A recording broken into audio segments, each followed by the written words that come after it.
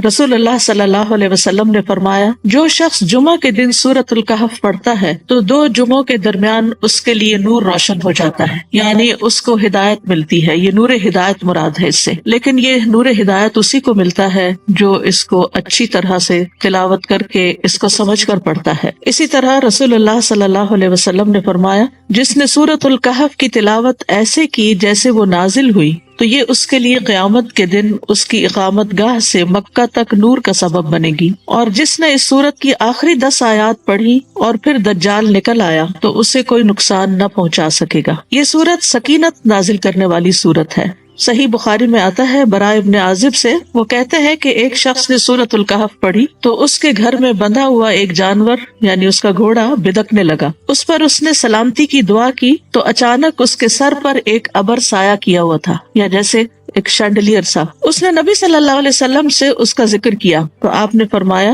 اے شخص تو پڑھتا ہی رہ، کیونکہ یہ تو طمانینت اور سکینت تھی جو قرآن پڑھنے کی بدولت اتری تھی۔ ویسے تو قرآن مجید کا کوئی حصہ بھی پڑھا جائے تو اس سے اطمینان اور تسکین حاصل ہوتی ہے، لیکن خاص طور پر سورۃ الکہف، کیونکہ سورۃ الکہف میں 7 رحمتوں کا ذکر ہے اور یوں یہ ہفتے کے 7 دنوں کے لیے کافی ہو جاتی ہیں۔ آیت نمبر 16 میں آتا ہے، ینشر لکم ربکم من رحمتہ، تمہارا رب تمہارے لیے اپنی کچھ رحمت کھول دے گا۔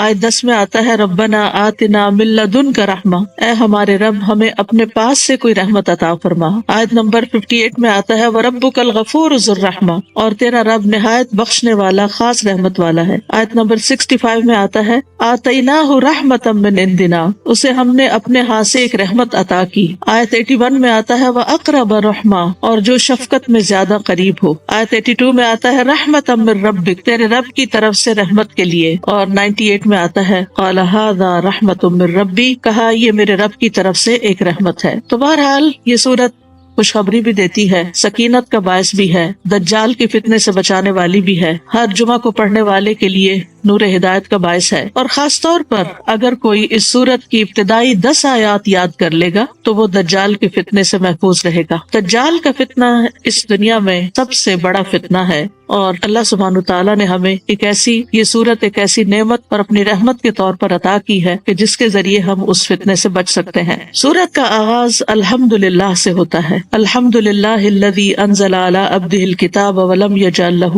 عوجا، اللہ کا سب تعریف اللہ کے لیے ہے جس نے اپنے بندے پر کتاب نازل کی اور اس میں کوئی ٹیڑھ نہیں رکھی۔ تو گویا آغاز میں قرآن کا ذکر ہے، سورت کا اختتام بھی قرآن کے ذکر پر ہوا۔ قل لو کان البحر مدادا لکلمات ربی لنفد البحر قبل ان تنفد کلمات ربی ولو جئنا بمثلہ مددا۔ تو چونکہ یہ سورت فتنے سے نجات کے لیے ہے، نہ صرف یہ کہ دجال کے بلکہ اور بھی جو فتنے انسان کی زندگی میں آتے ہیں، جیسے مال کا فتنہ، قدرت اور غلبے کا فتنہ، علم کا فتنہ، دین کا فتنہ، تو اس اعتبار سے یہ سورت الکہف اپنے نام کے اعتبار سے بھی سمبولک ہے کہ کہف جو ہوتا ہے یا کیو جو ہوتی ہے وہ پناہ لینے کے لیے ہوتی ہے، اور ایسی جگہ پر جہاں اور کوئی بھی چیز انسان کو پناہ نہیں دے سکتی۔ تو اس لیے اس سورت کے اندر بہت سی دلچسپ چیزیں ہیں۔ سورت کا آغاز الحمدللہ سے ہے، اور پھر اس قرآن مجید کا آغاز بھی الحمدللہ سے ہے، اور اس سورت میں الحمدللہ جو ہے وہ یعنی یہ سورت قرآن کے مڈل میں ہے، اور پھر قرآن کا دوسرا حصہ ایک طرح سے الحمدللہ سے شروع ہوتا ہے۔ اس کے علاوہ دیگر کچھ اور صورتیں بھی ہیں، جیسے سورت انعام ہے، سورت سبا ہے، سورت فاطر، یہ تمام صورتیں بھی الحمدللہ سے شروع ہوتی ہیں کہ سب تعریف اللہ سبحانہ تعالیٰ کے لیے ہے، اور اللہ ہی کے لیے، اللہ ہی کی ذات وہ ذات ہے کہ جو انسان کو ہر طرح کی پریشانیوں اور ہر طرح کے فتنوں سے بچا سکتی ہے، اور اس کے لیے اس نے قرآن جیسی نعمت نازل فرما کر ہمارے لیے فتنوں سے بچنے کا بندوبست فرما دیا۔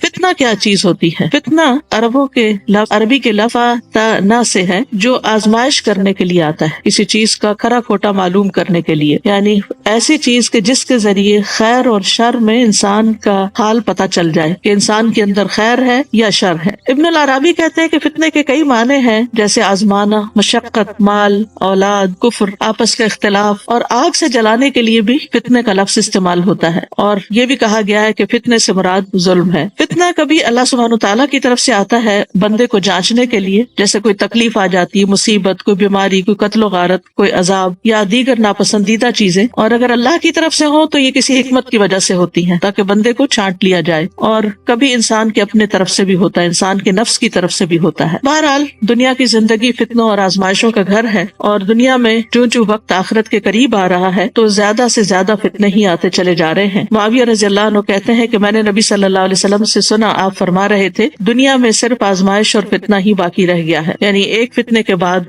ایک اور فتنہ۔ تو چونکہ دنیا کی زندگی اوور آل ہی ایک امتحان ہے، تو اس میں جب سخت امتحان آ جاتے ہیں تو انسان کے لیے بہت ضروری ہوتا ہے کہ وہ کسی کہف کی طرف، کسی کیو کی طرف پناہ لے اور اپنے آپ کو ان فتنوں سے بچائے تاکہ اس کی آخرت محفوظ رہے۔ ابو سعید کہتے ہیں رسول اللہ صلی اللہ علیہ وسلم نے فرمایا، وہ زمانہ قریب ہے جب مسلمان کا بہترین مال بکریاں ہوں گی جن کو لے کر وہ پہاڑوں کی چوٹیوں اور بارش کے مقامات کی طرف نکل جائے گا اور فتنوں سے راہ فرار اختیار کر کے اپنے دین کو بچا لے گا۔ تو فتنے کے زمانے میں خاص طور پر اللہ تعالیٰ کے احکامات پر عمل کرنا اور اس پر استقامت اختیار کرنا بہت ضروری ہوتا ہے تاکہ انسان اپنی آخرت بچا سکے۔ فتنے کے دور میں دین پر عمل کرنے والے کے لیے اجر بھی بہت زیادہ ہے۔ آپ نے فرمایا، بلا شبہ تمہارے بعد صبر کے دن آنے والے ہیں، ان میں صبر کرنا ایسے ہوگا جیسے آگ کا انگارہ پکڑنا۔ ان لوگوں میں دین کے تقاضوں پہ عمل کرنے والے کو اس جیسے 50 عمل کرنے والوں کے برابر ثواب ملے گا۔ یعنی فتنے کے دور میں اگر کوئی شخص اپنے دین کو تھام کے رکھتا ہے تو اس کے لیے اجر بھی بہت بڑا ہے۔ آپ نے یہ بھی فرمایا کہ فتنے کے دور میں عبادت کرنا میری طرف ہجرت کرنے کی طرح، اور ایسے میں انسان اپنے دین کی حفاظت کرے، اور اس کے لیے اگر کوئی ایک جگہ چھوڑنی پڑے یا کوئی اپنے اندر تبدیلی لانی پڑے تو وہ لانا ضروری ہے۔ اور فتنوں سے پناہ بھی مانگنی چاہیے۔ نبی صلی اللہ علیہ وسلم نے فرمایا، اعوذ باللہ من الفتن، میں فتنوں سے اللہ کی پناہ لیتا ہوں۔ اور ایک اور جگہ پر آتا ہے کہ اعوذ باللہ من سوء الفتن، میں فتنے کی برائی سے اللہ کی پناہ لیتا ہوں۔ ایک اور دعا ہے، اللہم انا نعوذ بک ان نرجع علی اعقابنا او نفتن عن دیننا، اے اللہ ہم اس سے تیری پناہ لیتے ہیں کہ ہم الٹے پاؤں لوٹ جائیں یا اپنے دین کے بارے میں کسی فتنے میں مبتلا ہو جائیں۔ اسی طرح ایک اور دعا بھی ہے، اللہم انی اسألک عملا بالحسنات وترکا للمنکرات واذا اردت فی قوم فتنة وانا فیہم فاقبضنی الیک غیر مفتون۔ اے اللہ بے شک میں تجھ سے نیکیاں کرنے اور برائیوں کو ترک کر دینے کا سوال کرتا ہوں، اور جب تو لوگوں کو فتنے میں مبتلا کرنا چاہے اور میں وہاں موجود ہوں تو مجھے فتنے سے بچا کر اپنے پاس بلا لینا۔ تو بہرحال انسان کے لیے فتنے تو کئی ایک ہو سکتے ہیں، لیکن سب سے بڑا فتنہ دین میں ہوتا ہے۔ اسی لیے اس صورت کے اندر جن 4 فتنوں کا ذکر کیا گیا ہے ان میں سب سے پہلے دین کے فتنے کی بات کی گئی ہے۔ بہرحال اللہ تعالیٰ سے دعا ہے کہ وہ ہمیں اس صورت کو صحیح طور پر سمجھنے کی توفیق دے، اور آج کل کے حالات میں جو سب لوگ پریشانی کا شکار ہیں ان میں ان کے لیے ایک امید کا پیغام ہو۔ تو سب سے پہلے بسم اللہ الرحمن الرحیم، ہر صورت کے آغاز میں بسم اللہ ہوتی ہے، اور بسم اللہ جو ہے سوائے صورت التوبہ کے، لیکن صورت النمل میں بسم اللہ الرحمن الرحیم کی آیت آتی ہے، جس سے یہ پتہ چلتا ہے کہ قرآن مجید میں 114 بار بسم اللہ کا ذکر ہے۔ تو اس آیت کی اہمیت کے پیش نظر ہم تھوڑی سی بات اس کے اوپر کریں گے کہ قرآن مجید کے شروع میں یا تلاوت کے شروع میں بسم اللہ پڑھنا کیوں ضروری ہے۔ بسم اللہ کیا ہے؟ اللہ کے نام کے ساتھ جو بہت مہربان، بار بار رحم فرمانے والا ہے، یعنی میں اس سورت کا آغاز اللہ کے نام کے ساتھ کرتی ہوں، اور اللہ کا نام جو ہے وہ بہت بابرکت ہے۔ تبارک اسم، جیسے سورت الرحمن میں آتا ہے تبارک اسم ربک ذی الجلال والاکرام، بہت بابرکت ہے تیرے رب کا نام جو جلال و اکرام والا ہے۔ تبارک اسم ربک ذی الجلال والاکرام۔ تو بہرحال جب ہم اللہ کے نام سے کوئی چیز شروع کرتے ہیں تو پھر برکت بھی آتی ہے، اللہ کی مدد آتی ہے، اللہ تعالیٰ کی طرف سے رحمت آتی ہے، اور وہ کام ہمارے لیے آسان ہو جاتا ہے۔ اور پھر اس میں ہم دیکھتے ہیں کہ الرحمن الرحیم، اللہ سبحانہ تعالیٰ کی 2 صفات اس کا ذکر آیا ہے، اور یہ دونوں ہی ان کا اصل مادہ جو ہے وہ رحم ہے، کہ اللہ کے نام کے ساتھ جو بہت مہربان، بہت رحم فرمانے والا ہے۔ تو اس سے یہ پتہ چلتا ہے کہ قرآن کا نزول جو ہے یہ سراسر اللہ کی رحمت، اور قرآن پڑھنے کی توفیق جو ہوتی ہے انسان کو، یہ بھی سراسر اللہ سبحانہ تعالیٰ کی رحمت سے ہوتا ہے۔ جب تک اس کی رحمت نہ ہو تو ہم نہ قرآن کو پڑھ سکتے ہیں نہ اس کو سمجھ سکتے ہیں۔ اور قرآن کا نزول جو ہے یہ بھی سراسر اللہ سبحانہ تعالیٰ کی رحمت ہی کی مینیفیسٹیشن ہے. الرحمن علم القرآن، کہ رحمان ہے جس نے قرآن کی تعلیم دی ہے. تو اس میں ایک بہت اہم نقطہ یہ بھی ہے کہ جب انسان علم سیکھے یا سکھائے تو اسے اللہ کی رحمت طلب بھی کرنی چاہیے اور دوسروں کے ساتھ بھی مہربانی کا سلوک کرنا چاہیے. یعنی اپنے اعتبار سے یہ کہ یہ میرے اندر کوئی تکبر نہ ہو، کیونکہ یہ جو کچھ مجھے نعمت ملی ہے قرآن سیکھنے کی یا سکھانے کی، یہ دراصل اللہ کی رحمت کی وجہ سے ہوا ہے، اس میں میرا کوئی کمال نہیں. اور دوسرا یہ ہے کہ جس کو آپ سکھا رہے ہوں اس کے لیے بھی آپ کے دل میں ایک شفقت اور محبت ہونی چاہیے. نبی صلی اللہ علیہ وسلم کے ساتھ لوگوں نے جیسا بھی سلوک کیا، مکہ کے مشرکین ہو یا مدینہ کے منافقین ہو، لیکن آپ نے ہمیشہ صبر اور حوصلے سے کام لیا اور اپنا کام کرتے چلے گئے اور لوگوں کے ساتھ واقعی رحمت للعالمین بن کر ان کے ساتھ بہترین سلوک کیا. تو ہم میں سے جو بھی شخص قرآن کے ساتھ متعلق ہو اسے چاہیے کہ وہ لوگوں کے ساتھ رحمت کا سلوک کرے، مہربانی کا سلوک کرے. امام شافعی کے ایک شاگرد تھے مزنی، تو وہ اپنے ساتھ بہت سخت تھے. جہاں تک سیلف ڈسپلن کا تعلق تھا تو بہت ہی یعنی تمام ان کے شاگردوں میں سے بہت سیلف ڈسپلن کے مالک اور اپنے اوپر سختی کرنے والے ہر معاملے میں. لیکن جب وہ لوگوں کے ساتھ معاملہ کرتے تھے، اپنے طالب علموں کے ساتھ، اپنے شاگردوں کے ساتھ، تو ان کے ساتھ بہت شفقت کا سلوک کرتے تھے اور خاص طور پر فتویٰ دینے میں بہت لوگوں کے لیے ایز تلاش کرتے تھے، مشکل نہیں پیدا کرتے تھے. اور نبی صلی اللہ علیہ وسلم کی تعلیم بھی یہی ہے کہ یسروا ولا تعسروا، آسانی پیدا کرو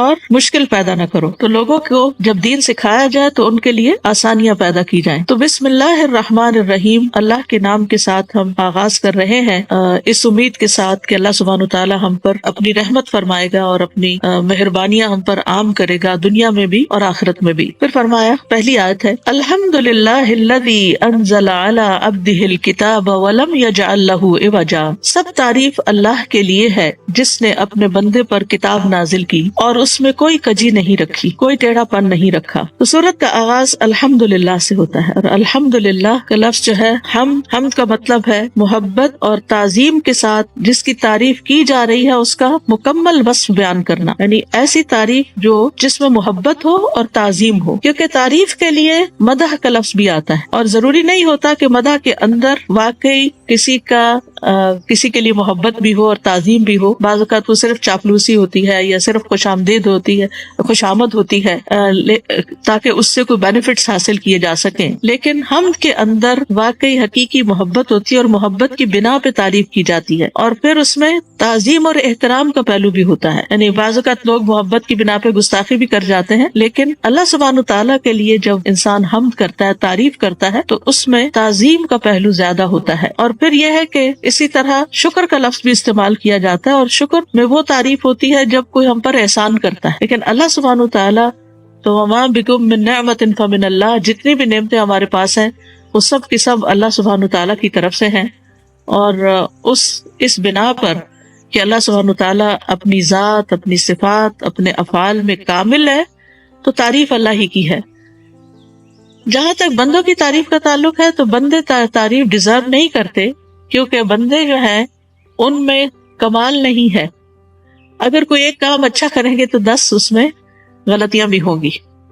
یعنی اگر کوئی مثلا نیکی کا کام کرتا ہے، کوئی مثلا صدقہ خیرات کر رہا ہے، تو ہم اس بنا پر کہ یہ بڑا سخی ہے اس کی تعریف شروع کر دیتے ہیں، لیکن ہمیں نہیں پتا کہ اس نے وہ صدقہ کس نیت کے ساتھ کیا ہے، اور وہ صدقہ قبول بھی ہوا یا نہیں قبول ہوا، یا یہ کہ صدقہ کرنے کے بعد اس نے کوئی احسان جتایا ہے، یا اس نے دوسرے کو کوئی دکھ دیا ہے. تو اب ہم تو صرف ایک ظاہری صورت دیکھ رہے ہیں کہ فلاں نے اتنا لوگوں میں تقسیم کیا یا بانٹا یا دیا یا اللہ کی راہ میں دیا، لیکن یہ کامل وصف نہیں ہے اس کے اندر اس کی نیت کی خرابی بھی ہو سکتی ہے اور اس میں اذیت بھی ہو سکتی ہے یا کوئی اور مشکل بھی آ سکتی ہے. لیکن اللہ سبحانہ تعالیٰ جب اس کی تعریف کی جاتی ہے تو وہ مکمل تعریف ہوتی ہے. تو الحمد للہ، تعریف اللہ کے لیے ہے. یہ جو لام ہے للہ میں، یہ لام جو ہے یہ اختصاص کا بھی ہے اور استحقاق کا بھی ہے. استحقاق کا مطلب یہ ہے کہ اللہ سبحانہ تعالیٰ ہی حقدار ہے اور حمد اللہ ہی کے ساتھ خاص ہے، بندوں کی حمد نہیں ہو سکتی. اسی لیے آپ دیکھیں نا کہ جب کسی شاعر کو کسی بادشاہ کی تعریف لکھنی ہوتی ہے تو اس کو کیا کہتے ہیں؟ مدح. اسی طرح رسول اللہ صلی اللہ علیہ وسلم کی جب نعت لکھی جاتی ہے تو اس کو بھی مدح الرسول کہتے ہیں، حمد الرسول نہیں کہتے. ہم صرف اللہ کے لیے، الحمد للہ کہ تعریف صرف اور صرف اللہ کے لیے ہے. اور پھر ال جو شروع میں آیا ہے سب تعریف یعنی مکمل، ال استغراق کا یعنی استغراق نہیں کہ پوری طرح انکمپس کیا ہوا، کہ مکمل تعریف جو ہے اور کامل تعریف جو ہے وہ اللہ سبحانہ وتعالی ہی کے لیے ہے. تو للہ ہی اللہ کے لیے خاص بھی ہے، اور لام کے وجہ سے اللہ تعالیٰ اس کا حقدار بھی ہے، یعنی حق اسی کا ہے کہ اس کی تعریف کی جائے، کیونکہ جو کچھ اس نے کیا ہے اس کے علاوہ کسی اور نے نہیں کیا. اور پھر الحمدللہ کہنا جو ہے وہ میزان کو بھر دیتا ہے. جب حقیقی معنوں میں انسان کا دل شکر سے لبریز ہوتا ہے اور وہ اپنے عمل سے اللہ تعالیٰ کی طرف رغبت کرتا ہے اور اللہ کو راضی کرتا ہے، تو تبھی وہ حقیقی معنوں میں اس کی تعریف کر رہا ہوتا ہے. تو اللہ سبحانہ تعالیٰ کو اپنی تعریف بہت پسند ہے کیونکہ وہ تعریف کا حقدار ہے. بندے بھی اپنی تعریف پسند کرتے ہیں، لیکن بہت دفعہ ایسا ہوتا ہے کہ انہوں نے جو کام نہیں کیا ہوتا اس میں بھی چاہتے ہیں، وہ یحبون ان یحمدوا بما لم یفعلوا، کہ اس میں بھی ان کی تعریف ہو جائے جو انہوں نے کیا ہی نہیں. اور اگر وہ چھوٹا سا بھی کوئی کام کرتے ہیں تو تعریف کا طلب کرتے ہیں اور تعریف سننا پسند کرتے ہیں، جبکہ بندے اس کے نہ حقدار ہیں اور نہ ہی ان کے لیے تعریف خاص ہے. تو اللہ سبحانہ تعالیٰ ہمیں یہاں پر یہ سکھا رہے ہیں کہ ہم جب اللہ کی کسی نعمت کا ذکر کریں تو ہم اس کی تعریف کے ساتھ کریں. جیسے اگر اپنی بھی ہم پر بھی کوئی نعمت ہے ہماری ذات پر اللہ تعالیٰ کی، ہماری صحت اچھی ہے، ہمارا دماغ کام کرتا ہے، ہم دیکھ سکتے ہیں، ہم سن سکتے ہیں، ہم بول سکتے ہیں، تو ہمیں الحمدللہ کہہ کر بات شروع کرنی چاہیے، یا نعمت کا ذکر کرنے کے بعد الحمدللہ کہنا چاہیے. تو آغاز میں بھی کاموں کے اللہ کی تعریف ہونی چاہیے اور اختتام پر بھی ہونی چاہیے جب اللہ تعالیٰ توفیق دے کہ وہ کام مکمل ہو گیا ہے. الحمد وآخر دعوانا ان الحمد للہ رب العالمین. اور اللہ سبحانہ تعالیٰ اپنے کاموں کی ابتدا بھی اور اختتام پر بھی اپنی ذات کی تعریف کرتا ہے. وَلِلَّهِ الْحَمْدُ فِي السَّمَاوَاتِ وَالْأَرْضِ وَلَهُ الْكِبْرِيَاءُ، کہ سب تعریف اللہ ہی کے لیے ہے، آسمانوں میں بھی اور زمین میں بھی، کیونکہ وہی دراصل حقدار ہے. اور اسی طرح یہ ہے کہ دنیا میں بھی اللہ تعالیٰ کی تعریف ہے اور آخرت میں بھی. سورۃ القصص میں آتا ہے وَهُوَ اللَّهُ لَا إِلَٰهَ إِلَّا هُوَ لَهُ الْحَمْدُ فِي الْأُولَىٰ وَالْآخِرَةِ وَلَهُ الْحُكْمُ وَإِلَيْهِ تُرْجَعُونَ. اور وہی اللہ ہے جس کے سوا کوئی معبود نہیں، اسی کے لیے دنیا اور آخرت میں سب تعریف ہے اور اسی کے لیے حکم ہے اور اسی کی طرف تم لوٹائے جاؤ گے. یعنی حمد فی الاولی والآخرہ، اول بھی اور آخر بھی اسی کی تعریف. اسی طرح نبی صلی اللہ علیہ وسلم اللہ تعالیٰ کی تعریف اس طرح کیا کرتے تھے، خاص طور پر رکوع سے سر اٹھانے کے بعد ربنا ولک الحمد حمدا کثیرا طیبا مبارکا. تو ایک صحابی نے کہی تھی جس کو آپ نے اپریشیٹ کیا تھا کہ اس کو 30 فرشتے اٹھانے کے لیے آئے ہیں، اس کا اجر. اور حمدا کثیرا طیبا مبارکا فی کے علاوہ جو آپ فرماتے تھے کہ اللہم لک الحمد ملء السماوات وملء الارض وملء ما شئت من شیء بعد. اے اللہ تیرے ہی لیے ہر قسم کی تعریف ہے جس سے کہ آسمان بھر جائیں اور زمین بھر جائے. کتنی خوبصورت تعریف ہے کہ اتنی تعریف کہ جس سے آسمان بھر جائے اور زمین بھر جائے، اور اس کے بعد ہر وہ چیز جسے تو چاہے وہ بھر جائے. یعنی اللہ ہونا یہ چاہیے کہ بندہ اتنی اللہ کی تعریف کرے کہ دل بھرے ہی نہ، اور پھر وہ بے اختیار پکار اٹھے کہ یا اللہ تیری اتنی تعریف جس سے سارے آسمان بھر جائے اور ساری زمین بھر جائے، اور اس کے بعد جو چاہے تو اس کو بھی بھر دے. تو ایک دفعہ دل سے الحمدللہ کہنا میزان کو بھر دیتا ہے. یعنی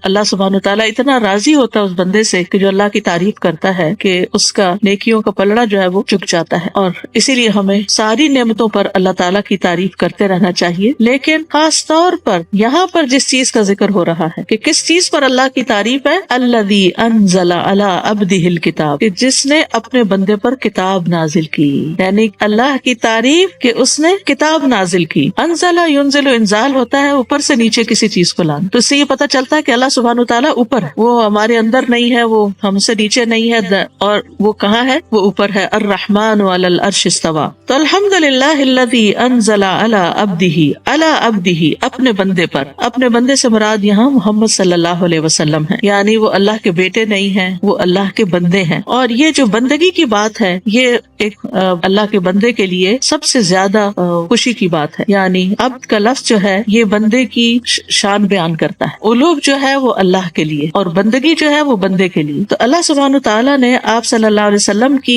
باقی صفات سے نہیں، آپ کے نام سے نہیں، اللہ محمد نے نہیں کہا، بلکہ آپ کی عبودیت کی صفت کو اجاگر کرنے کے لیے، کیونکہ آپ صلی اللہ علیہ وسلم اللہ کے سب سے زیادہ عبادت گزار بندے تھے. تو قرآن سے بھی فائدہ وہی اٹھاتا ہے جو عبودیت کا حق ادا کرے، جو اللہ کا بندہ بن کر رہے. کیونکہ بہت سے لوگ قرآن پڑھ لیتے ہیں لیکن جو قرآن کہتا ہے اس پر عمل نہیں کرتے. عبد اب نہیں بنتے. تو چونکہ اللہ نے کتاب اپنے بندے پر نازل کی ہے تو قرآن کا نزول اسی بندے پر ہوتا ہے، قرآن اسی کو سمجھ میں آتا ہے، قرآن اسی کو عزت بخشتا ہے جو واقعی اللہ کی عبادت کرتا ہے اور اس قرآن کو پڑھ کر عبادت کی طرف رغبت کرتا ہے. تو یہاں اس شبہ کا بھی ازالہ کر دیا گیا کہ اللہ نے بندے پر کتاب نازل کی ہے، جبریل علیہ السلام نے نہیں اس کو بنایا یا انہوں نے نہیں گھڑا یا نبی صلی اللہ علیہ وسلم نے خود سے اس کو نہیں گھڑا، بلکہ اللہ سبحانہ تعالیٰ کی طرف سے یہ کتاب آئی ہے. اور کتاب سے مراد تو قرآن مجید ہے، لیکن کتاب کا لفظ جو ہے یہ کتب سے ہے جس کا مطلب ہوتا ہے جمع کرنا. تو قرآن جو ہے یہ جمع کیا گیا ہے، حروف سے الفاظ، الفاظ سے آیات، کلمات اور آیات سے صورتیں، اور پھر نبی صلی اللہ علیہ وسلم نے جس طرح لکھوایا اس طرح لکھا گیا. تو آپ صلی اللہ علیہ وسلم کے پاس بہت سے رائٹرز بھی تھے. جب قرآن کا کچھ حصہ نازل ہوتا تھا تو آپ لکھنے کے لیے کسی نہ کسی کاتب کو بلاتے تھے اور پھر آپ ان کو لکھوا دیتے تھے. تو اس سے یہ بھی پتہ چلتا ہے کہ کتاب اللہ کا کلام تو ہے لیکن یہ ڈاکیومنٹڈ ہے، لکھوایا گیا ہے، اور نبی صلی اللہ علیہ وسلم نے ساتھ کے ساتھ اس کو لکھوایا. وَلَمْ يَجْعَلْ لَهُ عِوَجًا، اور اس کے لیے یعنی اس کتاب کے اندر کوئی ٹیڑھا پن نہیں رکھا، نہ معنی کے اعتبار سے، نہ اسٹرکچر کے اعتبار سے، نہ احکام کے اعتبار سے، اور نہ ہی کسی اور یعنی اس کی تعلیمات یا احکامات کے اعتبار سے کوئی عوج نہیں رکھی. ایک ہوتا ہے عوج اور ایک ہوتا ہے عوج. عوج کہتے ہیں وہ ٹیڑھا پن جو آنکھ سے بسہولت دیکھا جا سکے، مثلا لکڑی وغیرہ کا یا کسی لوہے کی تار کا ٹیڑھا پن. اور عوج کہتے ہیں معنی میں کجی، یعنی معنی کے اندر کوئی ٹیڑھا پن نہیں رکھا، کوئی اس میں تناقض نہیں، کنٹراڈکشن نہیں، کوئی لہو و لعب نہیں، کوئی ابس بیکار بات نہیں، کوئی جھوٹ نہیں. تو اللہ سبحانہ وتعالیٰ نے اس کتاب کو ان ساری چیزوں سے پاک کر دیا. وَلَمْ يَجْعَلْ لَهُ عِوَجًا، کہ اس میں کوئی عوج، کوئی ٹیڑھا پن نہیں رکھا. یہ بھی اللہ سبحانہ وتعالیٰ نے اس کتاب کی تعریف بیان کی ہے اور اس کتاب کو ہر طرح کی خامی اور کمزوری سے پاک بتایا ہے. یہ اللہ سبحانہ وتعالیٰ کا خاص کرم ہے، خاص فضل ہے کہ اس نے اس کتاب کو ہر طرح کی پیچیدگی سے اور ٹیڑھے پن سے محفوظ رکھا تاکہ لوگ اس سے صحیح طور پر فائدہ اٹھا سکیں. اور اس کے کئی ایک نام ہیں. بعض علماء نے ایک قرآن مجید کے 97 نام جمع کیے ہیں کہ اس کے مختلف نام ہیں، اور اس کو کتاب یعنی کہ رحمت بھی کہا گیا، نور بھی کہا گیا ہے، ہدایت بھی کہا گیا ہے، اسی طرح کتاب عزیز کہا گیا، کتاب کریم کہا گیا ہے، کتاب یعنی کہ مختلف نام ہیں جو قرآن پاک کے اندر آتے ہیں. تو بہرحال یہ کتاب جو ہے یہ ایک بہت ہی معزز کتاب ہے، بہت ہی بہترین کتاب ہے. تو کتاب کے ساتھ ہمیں کیا معاملہ کرنا چاہیے؟ وہی جو نبی صلی اللہ علیہ وسلم نے کیا، اور وہ کیا تھا کہ آپ نے اس کو پڑھا بھی، اس کو لکھوایا بھی، اس کو یاد بھی کیا، اس کو سنایا بھی، اس پہ غور و فکر بھی کیا، اس کے معنی بھی بیان کیے. انزلنا الیک الذکر لتبین للناس ما نزل الیہم، اور اس پر عمل کیا، عبودیت اختیار کی. تو ہم سب کے لیے بھی ضروری ہے کہ ہم اس کتاب کے ساتھ وہی معاملہ کریں جو اللہ کے رسول صلی اللہ علیہ وسلم نے کیا، یعنی اس کو پڑھیں، اس کو سمجھیں اور اس پر عمل کریں، تاکہ جس طرح اس کتاب کو اس کتاب کی وجہ سے پڑھنے والے معزز ہوئے. تو کیونکہ یہ کتاب عزیز ہے، یہ کتاب عزت بخشنے والی کتاب، یہ غالب آنے والی کتاب ہے. تو اگر آپ اس کو پڑھیں گے نہیں، اگر آپ اس کو سنیں گے نہیں، اگر آپ اس کو سنجیدگی سے نہیں لیں گے تو آپ کو بھی یہ کتاب عزت نہیں دے گی. مثلاً آپ دیکھیں کہ اگر آپ کسی سے کوئی بات کر رہے ہیں، کسی کو کچھ سمجھا رہے ہیں، اس کو کوئی نصیحت کر رہے ہیں، اس کے ساتھ کوئی یعنی ہمدردی کر رہے ہیں اور وہ بندہ سن کے ہی نہیں دیتا، تو آپ کیا کریں گے؟ آپ اس کو چھوڑ دیں گے، آپ کے دل میں اس شخص کی کوئی قدر نہیں ہوگی. تو اللہ نے یہ کلام بھیجا ہے، اور اگر ہم اس کے لیے وقت نہیں نکالتے، اس پر محنت نہیں کرتے، اس کو نہیں پڑھتے، تو پھر یہ کیسے ہو سکتا ہے اس کتاب کی وجہ سے کچھ مسلمانوں کو عزت ملے؟ جیسے علامہ اقبال نے بھی کہا تھا، وہ معزز تھے زمانے میں مسلمان ہو کر، اور تم خوار ہوئے تارک قرآن ہو کر. تو جو کتاب اتنی شان والی ہے کہ جس پر اللہ سبحانہ تعالیٰ کی یہاں تعریف کی جا رہی ہے کہ اس نے اپنے بندے پر یہ کتاب نازل کی ہے اور اس میں کوئی ٹیڑھا پن نہیں رکھا، تو پھر ہمارا اس کے ساتھ کیا معاملہ ہونا چاہیے؟ اور پھر یہ کہ قیمن درست کرنے والی، یعنی پہلے فرمایا کہ اس میں کوئی ٹیڑھ نہیں ہے، سچی اور عدل والی کتاب ہے، ہر طرح کے عیب سے پاک ہے. اور پھر دوسرا یہ کہ قیمن درست بھی ہے. قیم کے 3 معنی، ایک یہ کہ سیدھی، درست، میانہ روی پر مبنی، یہ ابن عباس کا قول. دوسری یہ کہ یہ اللہ تعالیٰ کی تمام کتابوں پر نگران ہے اور ان کی تصدیق کرتی ہے، یعنی پچھلی کتابوں کو سچا مانتی ہے اور ان کو درست بھی کرتی ہے. اور پھر یہ کہ ایک یہ معنی بھی کیا گیا کہ اس پر بھروسہ کیا جاتا ہے، اس کی طرف رجوع کیا جاتا ہے. اصل میں قیم کا لفظ جو ہے اس کا ایک معنی ہوتا ہے درست کرنے والا، یعنی نہ صرف یہ کہ خود کو درست کرنے والا بلکہ دوسروں کو بھی درست کرنے والا. قیم کا لفظ جو ہے یہ انچارج کے معنوں میں استعمال ہوتا ہے، ہے کہ جو بندوں کے معاملات اور احوال کی اصلاح کرتا ہے، ان کو اپنی جگہ پر فکس کرتا ہے، درست کرتا ہے. یعنی وہ شخص جو تمہاری زندگی کو فکس کرے، ڈسپلن کرے، وہ قیم کہلاتا ہے. اسی سے لفظ قوام ہے جو قرآن مجید میں مردوں کے لیے آیا ہے کہ الرجال قوامون علی النساء. تو یہ کتاب جو ہے بندے کی سوچ کو درست کر دیتی ہے، بندے کے اندر اعتدال پیدا کرتی ہے، کیونکہ دوسرا معنی اس کا ایک اور کیا ہے کہ یہ معتدل ہے. اور نہ صرف یہ کہ یہ کتاب پڑھنے والے خود کو درست کرتے ہیں بلکہ دوسروں کی اصلاح کا کام بھی کرتے اس کتاب کے ذریعے قیمن. اور پھر یہ کہ ظاہر و باطن میں یہ قیم ہے. قرآن مجید میں آتا ہے ان ھذا القرآن یہدی للتی ہی اقوم. یہ قرآن اس راستے کی ہدایت دیتا ہے جو سب سے زیادہ درست ہے. رسول من اللہ یتلو صحفا مطہرہ فیہا کتب قیمہ. ایسی کتابیں جو درست کرنے والی. پھر اسی طرح پچھلی کتابوں کی تصدیق کرنے والی و مہیمنا علی، ان پر نگران بھی ہے. اللہ تعالیٰ فرماتے ہیں یا اہل الکتاب قد جاءکم رسولنا یبین لکم کثیرا مما کنتم تخفون من الکتاب. اے اہل کتاب، تمہارے پاس ہمارا رسول آ گیا ہے جو تمہارے لیے بہت سی وہ باتیں بیان کرتا ہے جن کو تم کتاب میں چھپایا کرتے تھے. یعنی اس کتاب نے آ کر پچھلی کتابوں میں اگر کوئی تحریف ہوئی یا کچھ تو اس کو بھی درست کیا، اس کو بھی کھول کے رکھ دیا. پھر یہ ہے کہ مقصد کیا ہے اس کتاب کے آنے کا؟ لینذر، تاکہ ڈرائے. لام جب کسرہ کے ساتھ آتا ہے عربی زبان میں تو تعلیل کے لیے آتا ہے، یعنی اس مقصد کے لیے، اس وجہ سے. اور جب سکون کے ساتھ آتا ہے یعنی لام پہ جب جزم آتی ہے تو وہ امر کے لیے ہوتا ہے. جیسے وَلْيَطَّوَّفُوا بِالْبَيْتِ الْعَتِيقِ، یعنی یہ حکم دیا جا رہا ہے انہیں چاہیے کہ طواف کریں پرانے گھر کا، انکان خانہ کعبہ کا. لِيُنذِرَ بَأْسًا شَدِيدًا، تاکہ یہ سخت عذاب سے خبردار کرے، ڈرائے. یعنی اس قرآن کے ذریعے اللہ تعالیٰ اپنے ہاں موجود عذاب سے ڈرائے لوگوں کو، یا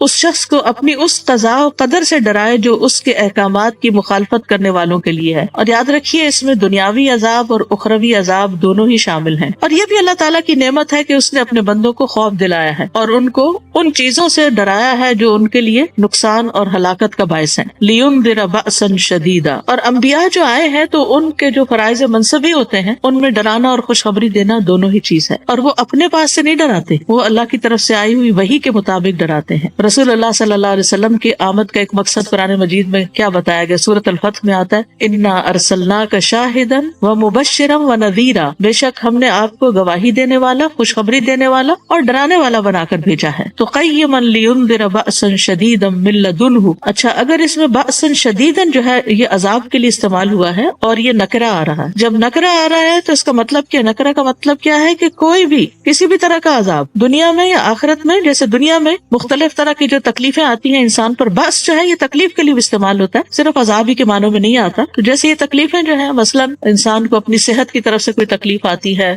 مالی کوئی تکلیف آ جاتی ہے، کوئی وبا پھیل جاتی ہے، اسی طرح کو بچوں کی طرف سے تکلیفیں آ جاتی ہیں، یعنی انسان. اور پھر یہ کہ جسمانی تکلیفیں آ جاتی ہیں، کبھی روحانی تکلیفیں آتی ہیں، کبھی کوئی خوف آتا ہے، کبھی جان و مال کا نقصان ہوتا ہے. تو یہ ساری چیزیں اللہ کے اذن سے ہوتی. لِيُنذِرَ بَأْسًا شَدِيدًا مِن لَدُنْهُ، اس کی طرف سے آئیے. یعنی جو بھی آ رہا ہے تمہاری زندگی میں یہ اللہ کے اذن سے آ رہا ہے، اللہ کی طرف سے آ رہا ہے. اور اس پر اس نے تمہیں خبردار بھی کیا ہے کہ اگر تم نافرمانیاں کرو گے تو وہ تمہیں دنیا میں بھی پکڑ سکتا ہے، ورنہ آخرت کا عذاب تو ہے ہی کہ جو اللہ کو ناراض کر کے دنیا سے جائے گا پھر اللہ تعالیٰ چاہے تو اسے بخش دے اور چاہے تو اس کو سزا دے. اور پھر یہ کہ یہ ایک عمومی بات کی گئی من لدنہ، یعنی عمومی طور پر کسی بھی طرح. وَيُبَشِّرَ الْمُؤْمِنِينَ، اور خوشخبری دیتا ہے مومنوں کو، الَّذِينَ يَعْمَلُونَ الصَّالِحَاتِ، وہ جو نیک عمل کرتے ہیں. کس بات کی خوشخبری؟ أَنَّ لَهُمْ أَجْرًا حَسَنًا، کہ ان کے لیے بہترین اجر ہے، ان کے لیے بہت ہی عمدہ اجر ہے، ہر طرح کی بھلائی ہے. حسنا، اگر ان کو دنیا میں کوئی تکلیف بھی آتی، کیونکہ جب کوئی تکلیف آتی ہے، کوئی بیماری آتی ہے، کوئی مالی تنگی آتی ہے یا جانوں کا نقصان ہوتا ہے، تو مومن کے حق میں اگرچہ تکلیف ہوتی ہے لیکن اس کے حق میں پھر بھی خیر ہوتی ہے اس میں، اور غیر مومن کے حق میں وہ عذاب ہوتی ہے کیونکہ وہ اس کا مقصد نہیں سمجھ رہا ہوتا، وہ اس کی بنا پہ اللہ سے ناراض ہو جاتا ہے. تو یہاں پر خوش کر دینے والی ہے کس کو؟ مومنوں کو. مومنوں کو کون ہے مومن؟ جو دل سے بھی ایمان لائے، زبان سے بھی اقرار کرے اور عمل سے اس کی تصدیق کرے. اصل میں ایمان کا لفظ جو ہے یہ تصدیق جازم کے لیے ہے، ایبسولوٹ بلیف، یعنی پوری طرح پکی کی طرح کسی چیز کی تصدیق کرنا. اور کون سی چیزیں ان میں اللہ کے بارے، اللہ پر ایمان لانے والے، ملائکہ پر، کتب پر، رسل پر، یوم آخرت پر، تقدیر پر، اچھی اور بری اس کی. الذین یعملون الصالحات، لیکن یہ خوشخبری کس کے لیے، خوش کرنے والی خبر کس کے لیے ہے؟ جو نیک عمل کرتے ہوں. پیچھے آپ نے دیکھا انذار کس کے لیے ہے یہ نہیں بتایا، عام ہے، یعنی اس میں مومن کافر سبھی ہو سکتے ہیں. اللہ کی نافرمانی کرنے والے چاہے کسی بھی لیول پر ہوں، سب کے لیے انذار ہے، عمومی بات کی گئی ہے. لیکن خوشخبری کے لیے شرط لگا دی گئی، عمومی خوشخبری نہیں ہے. الذین یعملون الصالحات، وہ جو نیک عمل کرتے ہیں. صالحات اور ایمان اور عمل صالح جو ہے وہ لازم و ملزوم ہے، بلکہ عمل صالح ایمان کے اندر بھی شامل ہے. اور عمل صالح کے لیے سب سے پہلی شرط جو ہے وہ اخلاص ہے، اس طرح سے کہ انسان اپنے عمل میں اللہ کی رضا اور آخرت کے گھر کے سوا کوئی مقصد نہ رکھے اپنے دل میں. جب کوئی نیک عمل کر رہا ہو، چاہے کسی کی مدد ہو رہی ہے، مال سے ہو رہی ہے، جان سے ہو رہی ہے، عبادت ہو رہی ہے، دعا ہو رہی ہے، ذکر اذکار ہو رہے ہیں، ان سب کے پیچھے مقصد کیا ہو کہ یہ میں اللہ کی رضا کے لیے کر رہا ہوں. اب آپ سوچ سکتا ہے کہ آپ کے ذہن میں سوال یہ آ رہا ہو کہ کیا پھر کسی خاص مقصد یا تکلیف کو دور کرنے کے لیے دعا نہیں کرنی چاہیے؟ ضرور دعا کرنی چاہیے، اور اللہ سبحانہ وتعالیٰ دعا کرنے کو پسند کرتا ہے. تو جب اللہ تعالیٰ کو ہم دعا کے ذریعے اللہ کو راضی کریں گے تو پھر اللہ کی رحمت بھی آئے گی، اللہ کی مدد بھی آئے گی، تکلیف بھی دور ہوگی. تو اللہ کے لیے خالص ہونے کا مطلب کیا ہے کہ انسان اپنے عمل میں اللہ کی رضا اور آخرت کے گھر کے سوا کچھ اور نہ چاہے. اور دوسرا یہ کہ اللہ کی شریعت کی پیروی کرے، اس سے باہر نہ نکلے، خواہ وہ شریعت محمد صلی اللہ علیہ وسلم کی ہو یا کسی اور نبی کی. تو وَيُبَشِّرَ الْمُؤْمِنِينَ الَّذِينَ يَعْمَلُونَ الصَّالِحَاتِ، یہاں ایک بات اور بھی یاد رکھیں، اور وہ یہ ہے کہ ایمان کے درجے مختلف ہوتے ہیں، ہر ایک کا ایمان ایک جیسا نہیں ہوتا. کوئی ایمان کے ابتدائی درجے پر ہوتا ہے اور کوئی ایمان کے بہت اونچے درجے پر، جیسے ابو بکر رضی اللہ عنہ. ابو بکر رضی اللہ عنہ کا ایمان کس وجہ سے زیادہ تھا یا ان کا مقام کس وجہ سے زیادہ تھا؟ حضرت عائشہ کہتی ہے کہ ایسا نہیں کہ انہوں نے اپنے باقی ساتھیوں کے مقابلے میں زیادہ نمازیں پڑھی تھی یا زیادہ اور نیک کام کیے تھے. ان کے اخلاص کی وجہ سے ان کے اخلاص کی وجہ سے ان کا مقام اور مرتبہ دوسروں کے مقابلے میں بڑا ہے. اور پھر نیکیوں میں سبقت کرنا، سب سے پہلے آگے بڑھ جانا، ہر کام میں آگے بڑھ جانا. تو وَيُبَشِّرَ الْمُؤْمِنِينَ الَّذِينَ يَعْمَلُونَ الصَّالِحَاتِ. تو اس طرح جب ایمان کے درجے فرق ہیں تو پھر اسی کے مطابق خوشخبری بھی فرق درجوں پہ ہے. مومنین کے لیے خوشخبری سب مومنوں کے لیے، لیکن سب کے لیے ایک جیسی خوشخبری نہیں، کیونکہ متقین کا اور مقام ہے، محسنین کا اور مقام ہے. اور پھر اسی طرح جنت کے درجات بھی مختلف ہیں. یاد رکھیے ایمان گھٹتا بھی ہے اور ایمان بڑھتا بھی. نیک کام کرنے سے ایمان بڑھتا ہے، اللہ پہ توکل بڑھتا ہے، اللہ کی محبت بڑھتی، اللہ سے امید بڑھتی ہے. اور برے کام کرنے سے چاہے زبان سے لا الہ الا اللہ بھی کہتے رہیں، لیکن اگر عمل اس میں ساتھ شامل نہیں تو پھر اسی اعتبار سے انسان کا زوال بھی شروع ہو جاتا ہے. اللہ تعالیٰ ہم سب کو اس سے محفوظ رکھے. اور پھر وَيُبَشِّرَ الْمُؤْمِنِينَ الَّذِينَ يَعْمَلُونَ الصَّالِحَاتِ. تو نتیجہ کیا ہے کہ ہمیں زیادہ سے زیادہ صالح عمل کرنے کی طرف توجہ کرنی چاہیے، کیونکہ عمل سے زندگی بنتی ہے، جنت بھی جہنم بھی. تو عمل جو ہے وہ ہر حال میں ضروری ہے، اور اس میں ہر طرح کے نیک عمل شامل ہیں، چاہے وہ اللہ تعالیٰ کی عبادت سے متعلق ہوں یا بندوں کی خدمت سے متعلق. اور نتیجہ کیا ہے؟ ان لہم، کہ ان کے لیے، لہم یہاں تخصیص کے لیے، کہ بے شک انہی کے لیے ہے، اجرن حسنا، اچھا اجر، عمدہ اجر، یعنی جیسا ان کے لیے ان کا. اور اجر جو ہوتا ہے وہ عمل کے مقابل ہوتا ہے، اجرت سے ہے، یعنی جتنی محنت کرو گے اتنا ہی تمہیں ریوارڈ ملے گا. اور یہ بھی اجرن بأسن کی طرح کیا ہے؟ نکرہ ہے. اور جب نکرہ ہوتا ہے تو پھر اس میں عموم بھی پایا جاتا ہے، یعنی ہر طرح کا اجر شامل ہو جاتا ہے. حسنن، عمدہ. اور اجرن حسنن میں دنیا کا اجر بھی اور آخرت کا اجر بھی، جیسے قرآن مجید میں سورۃ یونس میں آتا ہے للذین احسنوا الحسنى وزیادہ، کہ جن لوگوں نے اچھا کیا ان کے لیے اچھائی ہے اور زیادہ بھی ہے، ان کے لیے زیادہ بھی ہے. اسی طرح حل جزاء الاحسان الا الاحسان، کیا احسان کا بدلہ کچھ اور بھی ہو سکتا ہے؟ اور پھر جو لوگ چھپ کے عبادت کرتے ہیں اور راتوں کو عبادت کرتے ہیں تو اس کے بارے میں سورۃ سجدہ میں آتا ہے فلا تعلم نفس ما اخفی لهم من قرۃ اعین. تو کوئی شخص نہیں جانتا کہ ان کے لیے آنکھوں کی ٹھنڈک میں سے کیا کچھ چھپا کے رکھا گیا. لیکن یہ آنکھوں کی ٹھنڈک جنت میں کس کے لیے ہے؟ جس کے لیے دنیا میں اس کی نماز آنکھوں کی ٹھنڈک، اور خاص طور پر رات کی عبادت کو وہ انجوائے کرتا ہے اور اس میں اخلاص ہوتا ہے، اللہ تعالیٰ کی رضا کے لیے وہ کرتا ہے. اب سوال یہ پیدا ہوتا ہے کہ یہ انذار کیوں اور تبشیر کیوں؟ اور یہاں ہم دونوں کا ایک بہترین کمبینیشن دیکھتے ہیں پورے قرآن کی طرح، کہ جہاں ڈرانے کی بات ہے وہ وہیں پر خوشخبری کی بات بھی آ جاتی ہے. تو یہاں ڈرایا کیوں کیا؟ اللہ سبحانہ و تعالیٰ ڈراتے کیوں ہیں؟ کیونکہ کچھ لوگ ایسے ہوتے ہیں کہ جو کہتے ہیں کہ دین میں ڈرایا نہیں کرے، ڈرانا جو ہے اس کی وجہ سے لوگ جو ہے وہ دین سے بھاگ جائیں گے. نہیں، بیلنس رکھنا چاہیے. کچھ شخصیتیں ایسی ہوتی ہیں، کچھ لوگ ایسے ہوتے ہیں کہ جو ڈر کے نیک عمل کرتے ہیں، اور کچھ لوگ ایسے ہوتے ہیں جو کسی خوشخبری کی وجہ سے. بہرحال دونوں ہی چیزیں ہیں، اور دونوں یعنی یہ نہیں کہ ڈر زیادہ اور خوشخبری کم. جو لوگ برے کام کر رہے ہیں ان کو ڈرنا ہی چاہیے، اور جو اچھے کام کر رہے ہیں ان کو ہوپ بھی رکھنی چاہیے، یعنی ان کو اچھی امید بھی رکھنی چاہیے. تو آپ دیکھیے کہ ان دو آیتوں کے اندر توحید، رسالت، آخرت، ایمان کے جو بنیادی ارکان ہیں ان کا ذکر ملتا ہے، اور پھر اسی طرح اللہ تعالیٰ کی محبت، خوف اور رجا، یہ تینوں چیزوں کا ذکر ہے. محبت کس بات پر؟ الحمدللہ میں محبت کی وجہ سے ہم تعریف کرتے ہیں اللہ کی، کیونکہ اس نے اپنے بندے پر کتاب نازل کی اور ہمیں کتاب کے ذریعے ہدایت دی. اور پھر خوف وَيُنذِرَ الَّذِينَ قَيِّمًا لِيُنذِرَ بَأْسًا شَدِيدًا، اور رجا وَيُبَشِّرَ الْمُؤْمِنِينَ. تو یہ قرآن کا اعجاز ہے کہ اس میں چند لفظوں کے اندر بہت بڑے بڑے معنی رکھ دیے گئے ہیں، اور اسی لیے اس کو غور و فکر سے پڑھنا چاہیے، تدبر کے ساتھ پڑھنا چاہیے، تاکہ اس کے چھپے پہلو بھی ہمارے سامنے آ سکیں. ماکثین فیہ ابدا، وہ اس میں ہمیشہ رہنے والے ہیں، یعنی جنت کی طرف اشارہ ہے کہ جنت میں ہمیشہ باقی رہیں گے، جس کی کوئی انتہا نہیں، کبھی ختم نہ ہوگی، ہمیشہ وہیں ٹھہریں گے. نہ وہاں بیماری ہوگی، نہ موت ہوگی، نہ بھوک ہوگی، نہ پیاس ہوگی، نہ گرمی ہوگی، نہ سردی ہوگی، ہر چیز پرفیکٹ ہوگی، ہر چیز کامل ہوگی. اور پھر سب سے بڑی بات یہ کہ وہ ہمیشہ ہمیشہ کے لیے ہوگی. ماکثین فیہ ابدا،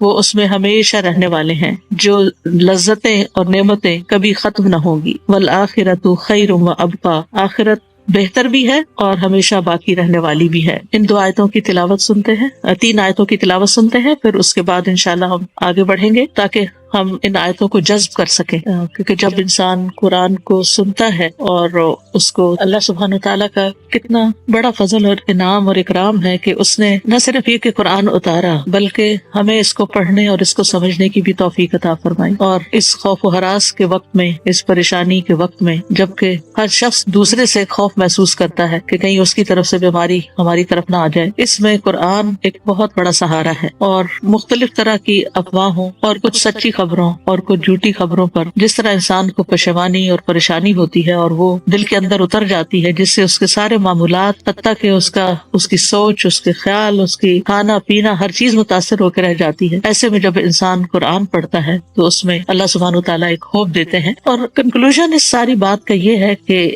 ہمیں فوکس عمل صالح پہ کرنا چاہیے. اور قیم یہ کتاب درست کر دیتی ہے، یعنی اگر ہم اس کو پڑھیں گے تو ہمارے اندر کے بھی بل پیج جو ہیں، یا ہمارے اندر کے جو خرابیاں ہیں، نفس کی خرابیاں ہو گئی، یا سوچ کی خرابیاں ہو گئی، یا عقیدے کی خرابی، یا عمل کی خرابی، اس کو بھی فکس کرنے والی. تو اس لیے اللہ کا شکر ہے، الحمدللہ کہ جس نے یہ کتاب، اس ہستی کے لیے تعریف کہ جس نے یہ کتاب اپنے بندے پر نازل کی، اور اس میں کسی قسم کی کوئی کجی نہیں رکھی. انسان پورے اطمینان کے ساتھ 100% یقین کے ساتھ اس کتاب کو لے سکتا ہے کہ اس میں جو بھی میرے لیے احکامات ہیں وہ سارے کے سارے بالکل درست ہیں. نہ صرف یہ کہ درست ہیں بلکہ درست کرنے والے بھی ہیں. جن چیزوں کی یعنی یہ کتاب جن چیزوں کا حکم دیتی ہے اور جن خبروں سے یہ آگاہ کرتی ہے، وہ انسان کے دل کے اندر ایمان پیدا کر دیتے ہیں اور انسان کی عقل کو جلا بخشتے ہیں. خواہ وہ اللہ سبحانہ تعالیٰ کے نام ہو، یا اس کے افعال کے بارے میں خبر ہو، یا گزرے ہوئے اور آئندہ کے حالات کے بارے میں کوئی خبر ہو، تو یہ تمام چیزیں انسان کو ایک اطمینان بخشتی ہیں. یہ کتاب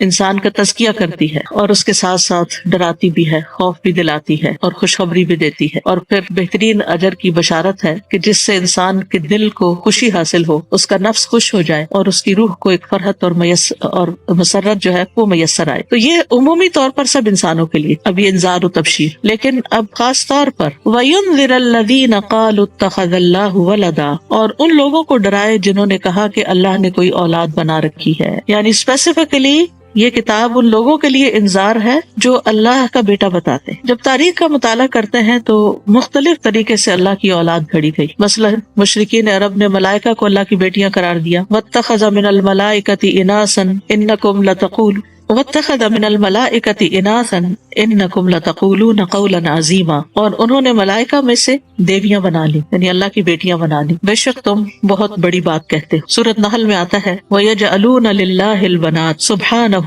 وَلَهُم مَّا يَشْتَهُونَ، اور انہوں نے اللہ کے لیے بیٹیاں گھڑ لی، پاک ہے وہ، اور ان کے لیے وہ جس کی وہ خواہش کریں. اسی طرح نصارہ نے اللہ کا بیٹا بنا لیا. وَقَالُوا اتَّخَذَ الرَّحْمَنُ وَلَدًا لَقَدْ جِئْتُمْ شَيْئًا إِدًّا تَكَادُ السَّمَاوَاتُ يتفطرن منه وتنشق الأرض وتخر الجبال هدا أن دعوا للرحمن ولدا وما ينبغي للرحمن أن يتخذ ولدا. اور انہوں نے کہا کہ رحمان نے کوئی اولاد بنا لی ہے، بلا شبہ یقیناً تم ایک بہت بھاری بات کہتے ہو، آسمان قریب ہے کہ اس سے پھٹ پڑے اور زمین شک ہو جائے اور پہاڑ ڈھہ کر گر پڑے کہ انہوں نے رحمان کے لیے کسی اولاد کا دعویٰ کیا، حالانکہ رحمان کے لائق نہیں کہ وہ کوئی اولاد بنائے. تو اللہ سبحانہ وتعالیٰ نے اس بات کی شدید مذمت کی ہے اللہ کی کوئی اولاد بنائے. ایک اور جگہ پر آتا ہے کہ اس کی اولاد کیسے ہوگی جبکہ اس کی کوئی بیوی نہیں، اور اس نے ہر چیز پیدا کی اور وہ ہر چیز کو خوب جاننے والا ہے. اولاد کا گھڑنا اللہ سبحانہ وتعالیٰ کے نزدیک سخت ناپسندیدہ ہے، اس کو اللہ تعالیٰ اپنے حق میں گالی سمجھتے ہیں. ابو ہریرہ رضی اللہ عنہ کہتے ہیں کہ نبی صلی اللہ علیہ وسلم نے فرمایا اللہ تعالیٰ کا فرمان ہے کہ ابن آدم مجھے گالی دیتا ہے حالانکہ اسے زیبا نہیں کہ وہ مجھے گالی دے، اور وہ میری تکذیب کرتا ہے حالانکہ اسے لائق نہیں کہ میری تکذیب کرے. اس کا مجھے گالی دینا تو اس کا یہ کہنا ہے کہ میری اولاد ہے، اور اس کا میری تکذیب کرنا اس کا یہ کہنا ہے کہ اللہ دوبارہ مجھے زندہ نہیں کرے گا جیسا کہ اس نے مجھے پہلے پیدا کیا. تو بہرحال اس آیت کے مخاطب نصارہ بھی ہیں، مشرکین مکہ بھی ہیں، اور یہود بھی ہیں جو سیدنا عزیر علیہ السلام کو اللہ کا بیٹا کہتے تھے. لیکن یہ یاد رکھیے کہ ابن عباس کے قول کے مطابق صرف 4 لوگوں نے یہود میں سے ایسا کہا، ان کی اکثریت نہیں. لیکن اللہ سبحانہ وتعالیٰ نے اس کو یہاں ڈاکیومنٹ کر دیا کہ یہ چیز ریکارڈ پر رہے کہ ان میں سے کچھ لوگ ایسے گزرے کہ جنہوں نے اللہ کا بیٹا قرار دیا. اور اسی طرح بعض نے کہا کہ صرف ایک شخص نے ایسا کہا تھا، عزیر علیہ السلام کو اللہ کا بیٹا قرار دیا. بقائی جو ایک مفسر ہے وہ کہتے ہیں کہ اب یہود میں یہ کانسیپٹ نہیں رہا، لیکن ایک دفعہ بھی کسی کا کہنا کسی قوم میں سے، یعنی جب قوم اس کی تردید نہیں کرتی تو وہ ان سب کے ذمہ آ جاتی ہے بات. جب کوئی یہ دعویٰ کرتا ہے کہ نعوذ باللہ اللہ کا کوئی بیٹا ہے تو وہ توحید کی تینوں اقسام میں شرک کرتا ہے، توحید ربوبیت میں بھی، توحید الوہیت میں بھی، اور توحید اسماء و صفات میں بھی. تو یہ چیز چونکہ اللہ تعالیٰ کو بہت ناپسند ہے، اس لیے قرآن مجید کا ایک مقصد یہ بھی بتایا گیا کہ یہ ان لوگوں کو خبردار کر رہا ہے کہ جنہوں نے کہا کہ اللہ نے بیٹا بنایا ہے. اس میں آپ دیکھیں کہ قرآن مجید کا یہ انذار جو ہے، یہ ڈراوا جو ہے، بہت سے لوگوں کے حق میں بہت نعمت ثابت ہوا ہے کہ انہوں نے جب قرآن کو پڑھا، عیسیٰ علیہ السلام کی اصل حقیقت سامنے آئی تو انہوں نے اسلام قبول کر لیا. اگر دنیا میں جتنے بھی لوگ مسلمان ہوئے تو ان کی اکثریت سے اگر پوچھا جائے کہ وہ کس چیز کی وجہ سے مسلمان ہوئے ہیں تو وہ قرآن پڑھنے کی وجہ سے. اور قرآن مجید میں شرک کی بارہا تردید کی گئی اور اللہ سبحانہ وتعالیٰ کی عظمت کی نشانیوں کو بہت جگہ ذکر کیا گیا. تو یہ کتاب جو لوگ حقیقی معنوں میں ہدایت حاصل کرنا چاہیں ان کے لیے ہدایت کا باعث بنتی ہے. پھر اللہ تعالیٰ مزید اس بات کی تردید فرماتے ہیں مَا لَهُم بِهِ مِنْ عِلْمٍ وَلَا لِآبَائِهِمْ كَبُرَتْ كَلِمَةً تَخْرُجُ مِنْ أَفْوَاهِهِمْ إِنْ يَقُولُونَ إِلَّا كَذِبًا. نہ انہیں اس کا کوئی علم ہے اور نہ ان کے باپ دادا کو. بہت بڑی بات ہے جو ان کے منہوں سے نکلتی ہے، وہ سراسر جھوٹ کے سوا کچھ نہیں کہتے، یعنی وہ صرف جھوٹ ہی بول رہے ہیں. مَا لَهُم بِهِ مِنْ عِلْمٍ، ان کے پاس اس کا کوئی علم نہیں، یعنی جہالت یا توہم پرستی یا تقلید آبا کے نتیجے میں یہ بات کہتے ہیں کہ جب ان سے پوچھا جائے کہ اس کی کوئی دلیل لاؤ تو ان کے پاس دلیل نہیں ہوتی. نہ تو اللہ تعالیٰ نے کسی کتاب میں یہ بات اتاری، نہ کسی پیغمبر کی تعلیم میں یہ بات ملتی ہے. تو یہ محض لا علمی میں ایسی باتیں کرتے ہیں. تو آپ دیکھیے کہ لا علمی جو ہے ایک بہت بڑی مصیبت ہے انسان کے لیے، بہت بڑی آفت ہے. جب علم باقی نہ ہو تو پھر انسان جاہل ہی رہ جاتا ہے، یعنی علم نہ ہو تو. اور پھر فرمایا کہ اگر یہ کہتے ہیں کہ ہمارے آباء و اجداد کرتے تھے یہ، تو ان کی بھی تردید کر دی گئی کہ آباء و اجداد کے پاس بھی کوئی علم نہیں ہے، یعنی نہ ان کے پاس نہ ان کے آباء و اجداد کے پاس. تو ان کا یہ قول کسی علم اور یقین پر مبنی نہیں ہے. کبرت کلمۃ تخرج من افواہہم، بہت بڑی بات ہے، یعنی بہت بڑا جھوٹ ہے، بہت بڑی کفریہ بات ہے. تخرج من افواہہم، جو نکل رہی ہے ان کے منہوں سے. یا فعل مضارع آیا ہے، یعنی مسلسل یہی بات دہراتے چلے جا رہے ہیں، ایک جنریشن کے بعد دوسری جنریشن اسی چیز کو بار بار ریپیٹ کر رہی ہے. اب یہاں پر لفظ افواہ استعمال ہوا ہے جو فوہ فاہ پی سے ہے، یعنی فوہ کہتے ہیں منہ کو، یعنی ان کے منہوں سے یہ بات نکل رہی ہے، ان کے دل اور دماغ سے نہیں. کیونکہ جب کوئی بات انسان جس پر غور و فکر کرتا ہے، جس کو پوری طرح اینالائز کرتا ہے، اس کو ہر طرح سے جانچتا پرکھتا ہے، تو پھر انسان اس بات کو کرنے سے پہلے سوچتا ہے. لیکن یہ بے سوچے سمجھے یہ بات کر رہے ہیں. کبرت کلمۃ تخرج من افواہہم، تو اس سے ایک بہت اہم بات پتہ چلتی ہے کہ بے سوچے سمجھے بات نہیں کرنی چاہیے. صرف ایک کان سے سن کے وہی بات نقل کر دینا یہ ہمارے دین کا حصہ نہیں ہے، یہ ناپسندیدہ ہے. ہم سب کو بھی یہ سوچنا چاہیے کہ ہماری زبانوں سے کیا نکلتا ہے جو ہم بے سوچے سمجھے کہتے ہیں، کیونکہ بے سوچے سمجھے کوئی بات کہنا جو ہے یہ اللہ سبحانہ تعالیٰ کے نزدیک بہت ناپسندیدہ. ایک حدیث میں آتا ہے کہ انسان ایک بات منہ سے نکالتا ہے اور اس کی وجہ سے وہ جہنم میں 70 سال کے فاصلے پر جا گرتا ہے. ایک بات بے سوچے سمجھے جس کا اس کو ادراک بھی نہیں ہوتا. تو یہ اسی قسم کی باتیں جو ان کے منہ سے نکل رہی ہیں بے سوچے سمجھے نکل رہی ہیں، جو اللہ سبحانہ تعالیٰ کی شان میں گستاخی ہے، جو اللہ تعالیٰ کی ذات میں شرک ہے، اس کی صفات میں شرک ہے. تو یہ اللہ تعالیٰ کے نزدیک بہت سخت بات ہے. یہ تو خیر بہت ہی بڑی بات ہے جو شرکیہ بات ہے، لیکن بعض اوقات ہم بے سوچے سمجھے دوسروں کے بارے میں فیصلے کر دیتے ہیں. مثلاً کسی قوم کے بارے میں امریکن ایسے ہوتے ہیں، چائنیز ایسے ہوتے ہیں، فلاں ایسا ہے، یہ سلفی ایسا ہے، یہ صوفی ایسے ہیں، یہ مسجد والے سارے ایسے ہیں. یعنی اس قسم کی باتیں جس میں ہو سکتا ہے کہ چند لوگ وہ غلطی کر بھی رہے لیکن سارے تو نہیں ہوتے. آپ نے تو سب کو بلیم کر دیا، آپ سب کے پیچھے پڑ گئے. مثلاً بعض اوقات کوئی ایک شخص غلط کام کرتا ہے تو پھر آپ سب کو ہی اگر غلط قرار دے رہے ہیں تو آپ ناانصافی کی بات کر رہے ہیں. اسی طرح بہت زیادہ مبالغہ آرائی سے بات کرنا، یہ تو ہے ہی ایسا، یا بے سوچے سمجھے جو منہ سے آئے نکال دینا جذبات میں، غصے میں. تو انسان کو اپنی زبان کی بہت حفاظت کرنے کی ضرورت، کیونکہ بعض اوقات انسان بہت سے نیک عمل بھی کرتا ہے لیکن اس کے ساتھ ساتھ اپنی زبان کا صحیح استعمال نہیں کرتا، جس کی وجہ سے وہ بہت مصیبت میں پڑ جاتا ہے. اور خصوصاً دین کے بارے میں کوئی بات بے سوچے سمجھے نہیں کرنی چاہیے. شیطان انسان کے دل میں وسوسے ڈالتا ہے اور پھر انسان اللہ کے بارے میں بدگمانی کرتا ہے، اس کے رسول کے بارے میں، اس کی کتاب کے بارے میں، ایمان والوں کے بارے میں. تو یہ چیز بھی انتہائی خطرناک ہے. انسان شیطانی وسوسوں کو زبان پر نہ لائے. جب تک وہ ذہن میں رہتے ہیں تو ان پہ پکڑ نہیں، لیکن جب وہ چیزیں انسان یعنی ان پہ یقین کرنے لگتا ہے اور ان کو بیان کرنے لگتا ہے اور ان کو آگے ٹرانسفر کرنے لگتا ہے تو یہ چیز قابل مواخذہ ہو جاتی ہے. تو کبرت کلمۃ تخرج من افواہہم، اور جیسے کہ قرآن مجید میں آتا ہے کہ وان تقولوا علی اللہ ما لا تعلمون، بہت بڑا گناہ ہے کہ تم اللہ کے بارے میں وہ باتیں کہو جو تم جانتے ہی جن کا تمہیں علم ہی نہیں. آپ دیکھیے کہ اگر اپنے آپ کو رکھ کے دیکھیے، کیا آپ کے بارے میں اگر کوئی جھوٹی بات کہے اور اس کو مشہور بھی کر دے اور اس کو ایک سچ کی طرح بنا کے پیش کرے تو آپ کی کیا کیفیت ہوگی. یعنی انسان سوچے ذرا اپنے بارے میں کہ جب اس کے اوپر جھوٹی کوئی تہمت لگتی ہے یا جھوٹی بات اس کے بارے میں کی جاتی ہے تو وہ سراپا آگ ہو جاتا ہے. سیخ خواہ جس کو کہتے ہیں، اس کو آگ لگ جاتی کہ میں نے نہ یہ بات کہی، نہ میں نے سوچی، نہ میں نے کسی کو اس کے بارے میں کچھ بتایا اور یہ بلا وجہ میری ذمہ لگ رہا ہے. تو اگر کوئی شخص اللہ کے بارے میں جھوٹ کہتا ہے، کیونکہ ان یقولون الا کذبا، نہیں یہ کہہ رہے ہیں مگر جھوٹی، اور جھوٹ کیا ہوتا ہے؟ خلاف حقیقت بات. یہ لوگ جھوٹی بات ہی کر رہے ہیں. تو ہم اپنے بارے میں کوئی بات جھوٹی نہیں سننا چاہتے تو ہم دین کے معاملے میں جھوٹی باتیں کیوں کرتے ہیں؟ تو یاد رکھیے کہ بے سوچے سمجھے کی جانے والی بات جو ہے وہ انسان کو جہنم تک پہنچانے والی ہے. اللہ سبحانہ تعالیٰ ان سب کی جھوٹی باتوں پر صبر کرتے ہیں اور ان کو پھر بھی کھانے کو رزق دے رہے ہیں، جبکہ اگر ہمارے اوپر کوئی جھوٹا الزام لگائے تو ہم اس کی مدد بند کر